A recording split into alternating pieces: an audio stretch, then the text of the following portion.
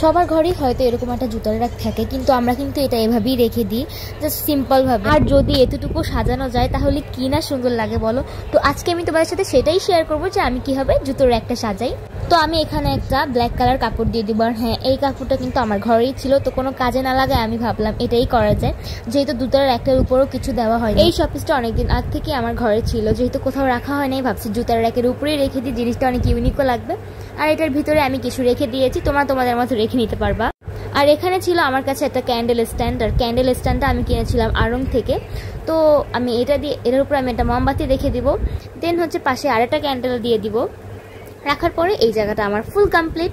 তো উপরে যেই জায়গাটা ছিল, এই জায়গাটা ইনকমপ্লিট লাগতেছিল, তো এখানে আমি একটা সুন্দর জিনিস রেখেছি, একটা ফুলের শপিস রেখে দিয়েছি। বাই দ্য ওয়ে, আমার কাছে জায়গাটা অনেক বেশি ভালো লেগেছে। তোমাদের কাছে কেমন লেগেছে অবশ্যই বলবা। আর হ্যাঁ, যদি এরকম আইডিয়া পেতে চাও আমার কাছ থেকে, আমার চ্যানেলটা অবশ্যই সাবস্ক্রাইব করে রাখবা। Bye bye.